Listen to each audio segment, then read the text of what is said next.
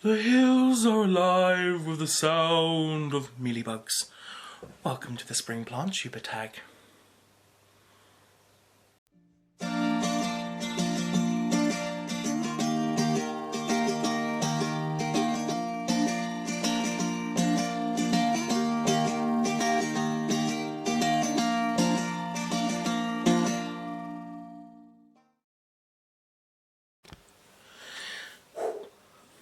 So, my beautiful queen, inspiration, legend and goddess to all, Pamela from Pam's Pretty Plants, started a phenomenal new Plantuber tag called the Spring Plantuber tag, and I've decided to partake today.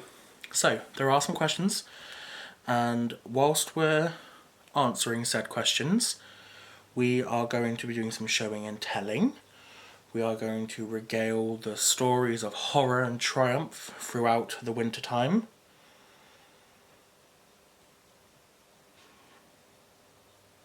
So, question 1. Have you started your spring cleaning / repotting yet? Absolutely, I have. I have repotted more than a few new cuttings that I took over the winter into pots with soil and or other mediums. And as far as impromptu potting, as in if things went wrong, I had a little bit of a situation. So this crazy thing here is I still don't know what it is. It's a kalanchoe, but I still have no idea what the species it is. I've had it in this vase for maybe 3 years, and it grew to be about 4 or 5 feet tall, and it got so big and heavy that the support stake, which you see just in the middle here, actually snapped under the weight, and I ended up with this huge piece coming off of it. This is a plant that I give away the most from cuttings. It doesn't produce offsets like most kalanchoes that I know, but it does produce babies like mad, and any cutting you take just immediately roots. So, after it snapped, I put this gigantic stem just in some soil, not even in water, just straight into soil, and it rooted immediately and has made heaps and heaps of babies that I've just watered and continue to grow up top, and it's getting so close to the grow light now that the anthocyanins in it are turning it this beautiful blush red that is just stunning. But if anyone does know the exact species this is, I would love for you to tell me, so hit a boy up. So, question 2. Do you stop fertilising over winter? And if so, have you started fertilising again yet? So, loaded question, because depending on what you keep and what you grow, that question, it varies greatly. Peperomia have been fertilising throughout the winter because it is their growing season. Autumn, winter, spring are their prime time for growing. Anything that is growing, anything I see that is actively growing, I will fertilise. I also cheat a lot year round by using slow release fertiliser pellets. These ones, to be exact. So I don't really necessarily need to go in with a liquid fertiliser very often. And if I do, it's only because either I think that the slow release has finally, been used up, or I want a more measured introduction of nutrients, because the slow release is really good, but it does tend to kind of dump a lot at once at first, and it requires a lot more leaching than I would prefer to be doing. What, if any, plants did you lose this winter? I lost a couple plants this winter. Not totally. I don't think I've lost any totally this winter. I mean, I probably have, I just can't remember them because they're most likely quite insignificant. I lost a spider plant this winter. The rest just kind of really struggled and looked like, or died back to their stems. A lot of philodendrons I have, rarer ones, died back to their stems, which was very, very, very disconcerting. But one that did really die back was my philodendron Bellamarx variegata. Though it's got a lot of stem, and it's already putting out new growth. I currently keep it under this nice big jar, just to help with the bump in humidity. And it's proving to be very effective because it's coming back with a vengeance. I bought it from Oscar at Plant That Plant Sweden, and I think he grows his plants beautifully in a nice warm room with heaps and heaps of light. Whereas I grow mine with a lot of light, but I live in Britain and it's cold. And even with my heater kind of on, I'm also battling humidity problems. So I think that kind of combination as winter set in kind of just pushed it back to the limits. So it completely defoliated. For the longest time, it was just one pathetic leaf and a lot of rootstock and a lot of stem stock. But yeah. Also, my Cissus discolor that arrived totally dead. I mean, like, everything was cold damaged. I thought that it was just the end. But some bloody how, this crazy plant has just sprung back with brand new vines all over the place. It's growing faster than I could ever have imagined it would grow. And it's filling this trellis up very, very, very quickly. All of the security stem cuttings I took rooted pretty much immediately. And I've now got them in terrariums and in jars, just all over the place. So, not a bad problem to have, too much Cissus discolor, because it is quite sought after, and goodness knows that I'm not going to be charging the ridiculous prices I saw on before I got it, but I will be probably selling a few little cuttings of it. That also, oh god damn it, that was the answer to that was actually the answer to number 4. What plants of any did you get in the mail? And how did they do? So refer back to this kind of question right there. I also got another fun order from the cacti and succulent guy I go to on eBay today. Came through today. Got this really cool Euphorbia platycellida. I got some other cool stuff too. I got this crazy cactus. He's fairly cheap, so I was quite happy to get a little kind of gathering of things.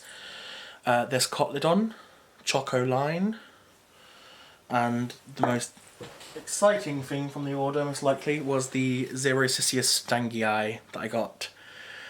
That is super duper cute. I've wanted this species for a long time because it's part of the cucumber family and it's a succulent and it's really weird. And anything weird just strikes my fancy. So, question number 5. What are the next plant or plant-related purchases on your wish list, and will you get them this spring? So I do want more terrarium plants. Currently, I've got quite a few, don't get me wrong.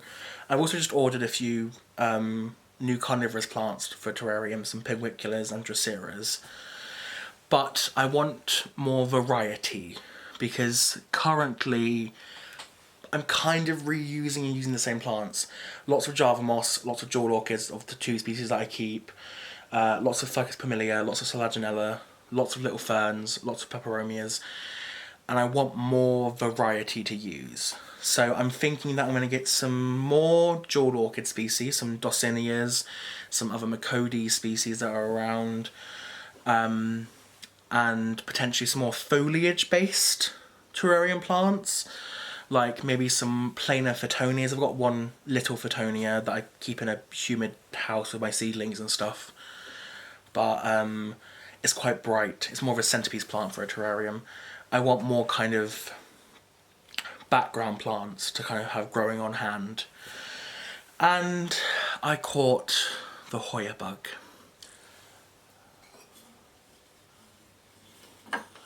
I got this beautiful and incredibly long Hoya australis just a few days ago, and I understand now. I didn't before. Like, I thought they were cool. I really like the Carnosa compacta like everyone else does, and I really like the Calistophylla like everyone else does, but now I get it. They're really cool. They're really easy and really, really cool. So yeah, I've caught the Hoya bug, and most likely I will be adding a few more to my collection over the coming months.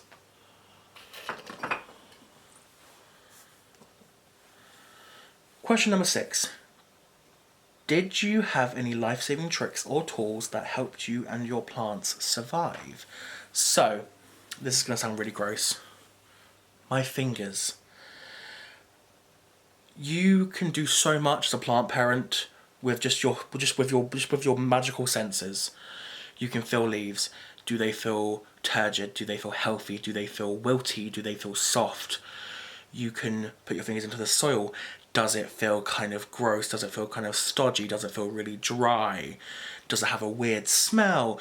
These are all things that I think as plant parents we all need to have, because if we don't have them, we will start to struggle. If we rely solely on hydrometers and temperature and pH alone, you start to lose that connection, the personal connection you have with the specific plants, and then, you know, that's my opinion anyway. Don't get me wrong, I've got 4 hydrometers. Some of them are permanently planted in some plants because I'm so conscious of them.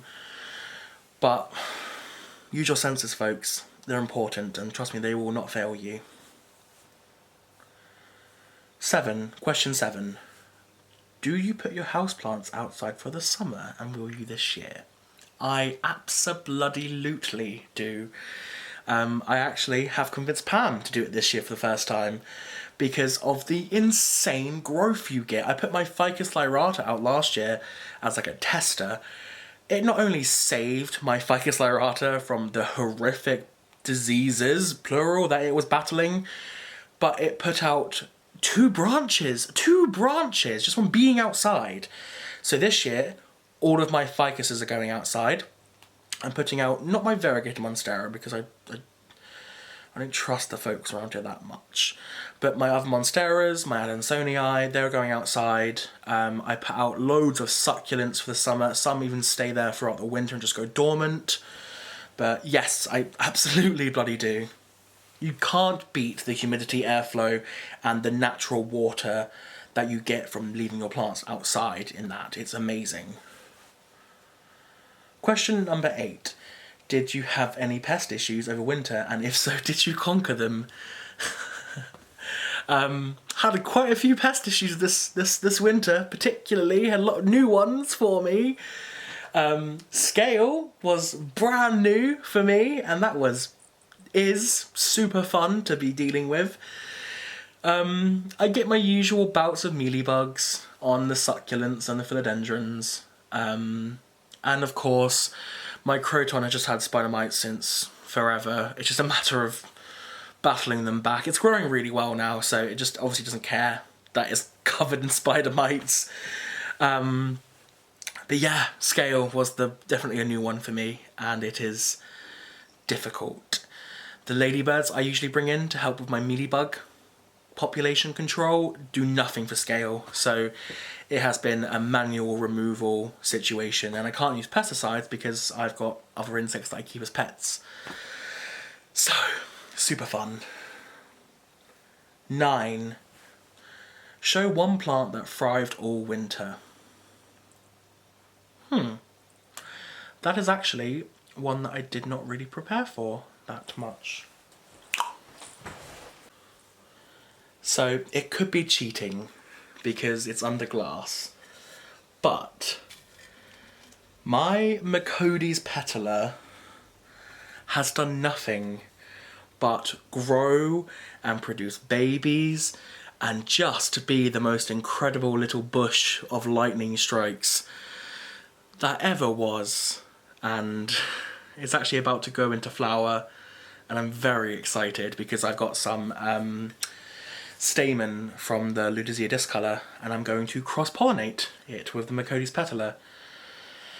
And then we'll try flasking orchid seeds and see how well I do at that. But it's worth a try.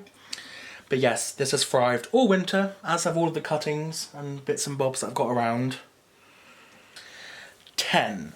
Show one plant you're most excited to see spring growth on. So,